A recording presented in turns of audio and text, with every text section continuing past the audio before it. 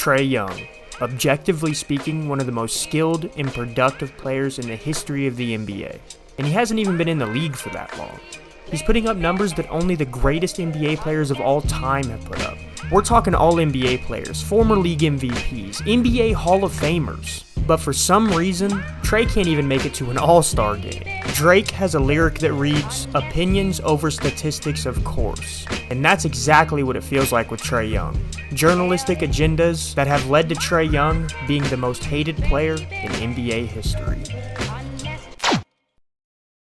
Alright, so we gotta have a conversation. Trae Young was just snubbed from the All-Star game in literally history-making fashion. We're gonna get into that here in a second, but before we do, I would just like to say that I've played against Trae Young before, and I've studied his game and been a huge fan of his for a long time now. So that combined with the stats and information I'm getting ready to bring to you, I feel like I have some legitimate grounds to speak on this specific conversation. Alright, so the full Eastern Conference All-Star roster just came out, and like I said, Trae Young was egregiously snubbed. And we're about to go over some stats that I'm about to show you make this literally history-makingly disrespectful. First things first, let's set a baseline and go over Trae Young's stats so we can just get into how egregious this is. The time that I'm filming this video, Trae is currently averaging 27.1 points per game, 11 assists, 2.9 rebounds on 42.9% from the field, and 37.6% from the three-point line. Now, Trae Young is a point guard, so let's take historical context into consideration while we're discussing this. Over the course of NBA history, typically point guards are judged off of their assist numbers and their point numbers. Now, taking that into consideration, right here in front of us, I have the entire list of players that have averaged 25 points and 10 assists for an entire season in NBA history. Not counting Trae Young, there have only been 5 other players in the entire history of basketball that have averaged those numbers. Now, everyone else that was on that list, in the year that they averaged that, they were for sure an all-star. Trae Young's the first one to not be an all-star. Not only were they all-stars, though, every time that someone has averaged 25 points and 10 assists for a full season, they've also been on an all-NBA team. I think if you're paying attention to basketball nowadays, and what's being said about Trae Young, it would be crazy to think that he's going to make an all-NBA team this year, so once again, he will be the first one to not do that. And then to cap it all off, Oscar Robertson, Nate Archibald, James Harden, Russell Westbrook, and LeBron James, who are all on that list, have all won an MVP in their career and are all for sure first ballot Hall of Famers. Now, I'm not saying Trae Young should be an MVP or should be a first ballot Hall of Famer yet. What scares me is I think that if the narrative of Trae Young continues the way that it is, he's not going to get his due diligence for how great he's been. So all of that disrespect is my first point. However, I'm not an idiot. I understand that if I'm making the claim that Trae Young deserves to be an all-star, that would mean that someone on that list has to come off. So I got some stats. Again, let's take the entire context of NBA history into consideration when we're talking about Trae Young deserving to be an all-star. One, he's a point guard, and point guards are judged off of their point totals and assists. If you say they're not, you're just trying to move the goalposts. So right here, the first person that we're going to be comparing Trae Young's stats to is Tyrese Maxey. Now, Tyrese Maxey is also listed as a point guard, and Trae Young is averaging more points and by far more assists than Tyrese Maxey. Some of you same ones that are hating on Trae Young also complain that a bunch of players in the NBA are only good because they keep the ball the entire game and their usage rate is so high and they don't pass. Keep that same energy right here while we're talking about Trae Young versus Tyrese Maxey. Tyrese Maxey does have the slight edge in the rebounding category, and he also has a higher field goal percentage and three-point percentage than Trae Young. Now, I'm not here to say that Trae Young is the perfect player and that he doesn't shot jack sometimes. But again, historical context of the NBA. Whenever you're talking about players making an all-star team, how many times do you talk about their field goal percentage? I mean, honestly, talk about their points per game, their assists per game, and their rebounds per game. If that wasn't the case, then Clint Capella and Rudy Gobert would be on the all-star team every single year. Combining that with what we talked about earlier of players to average 25 and 10, I think that Trae Young deserves to be on the all-star team over Tyrese Maxey. You can disagree with me and let me know why down in the comments. Next up, though, we got Trae Young's stats versus Donovan Mitchell's. Donovan Mitchell does have the slight advantage in points per game. Trae Young again dominating the assist category. Donovan Mitchell has more rebounds than him, shoots a better field goal percentage than him, but Trae Young does have a better three-point percentage. This is me making an assumption, and it is also partially just my opinion, but I think that if I didn't tell you who these players were and just had a blind stat test, and I asked you which player you would rather have Trae Young's 27 points and 11 assists per game, especially when the field goal percentage isn't that big of an advantage in Donovan Mitchell's favor, and Trae Young shoots a better percentage from three, which we all know is king in today's NBA. Could be wrong, but that's where I stand at. And then last but not least, we got Trae Young versus Jalen Brunson. I think that this is the most questionable one because Jalen Brunson has been having an historical season with the New York Knicks. Having said that, Trae and JB's points per game are identical. Trae Young is nearly doubling him in assists, then Jalen Brunson does have an overwhelming advantage in the bottom category. So like I said, I think this one is questionable, and if you want to take Jalen Brunson over Trae Young in the All-Star game, go ahead, I'm not going to judge you for that. But I do think that if we did a blind stat test again, a lot of you would take Trae Young's 27 points and 11 assists over Jalen Jalen Brunson's current stats, especially if you need a point guard to lead your team. Let's just also not overthink this conversation. Do you want your point guard to average 27 points and 11 assists or not? Obviously you do. It's like for some reason the media acts like assists don't count because it's Trae Young. And I know that sounds crazy, but that's how it seems. Something else that drives me nuts about Trae Young is they try to act like because he's in Atlanta and because the system is built around him, that's the only reason that he's any good at all. Like, guys, come on. He was a 5-star when he was in high school at Norman North, one of the best players in the country. You could make an argument while he was at Oklahoma, he's one of the best college basketball players to ever play college basketball. I mean, on the scoreboard of every single game that Trae Young would play in college, it would have a Trae Young stat counter. That's legendary. And then obviously now he's doing what he's doing in the NBA. Guys, at some point, we're just gonna have to call the kid really good at basketball. He's also the 10th youngest player in the history of basketball to reach 10,000 points. He was the fastest player to ever reach 400 threes. If there was ever a player that's gonna be set up best to break Steph Curry's all-time three-point record, it would be Trae Young. It doesn't matter where he's at, what level, who his teammates are, who his coaches, that dude is going to contribute and he's going to do numbers that no one's ever done before. And also, this is the last thing I'll bring up. I looked up which players have averaged 25 points and 9 assists per game for their entire career, and this is the list. Just Oscar Robertson and Trae Young. I know Trae Young is really early into his career, but I mean, guys,